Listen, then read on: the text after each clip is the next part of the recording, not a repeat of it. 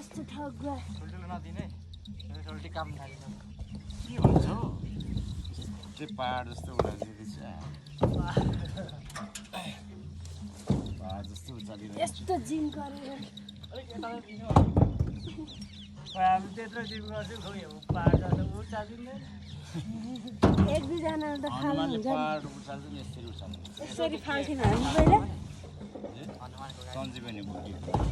मलाई पो गाह्रो उसले थाहा पाउँदैन नि यो ठाउँमा छ भने पहाडै लगेपछि त हुन्छ नि त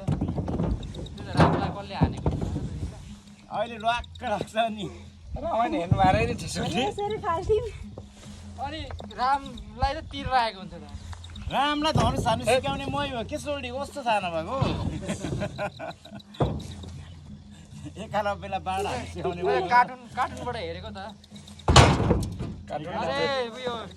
रावणको छोराले आएर उयो गरेको हुँदैन त रावणको छोराको नाम भन्नुहोस् त्यसले आएर उयो गरेको रावणको छोराको नाम के हो? अलिकति माथि सर खतरा हो ज्ञानी खतरा हो त्यो अब कोस त्यो लकुस है लकुस के हो त भन्नु कार्टुनबाट हेरेको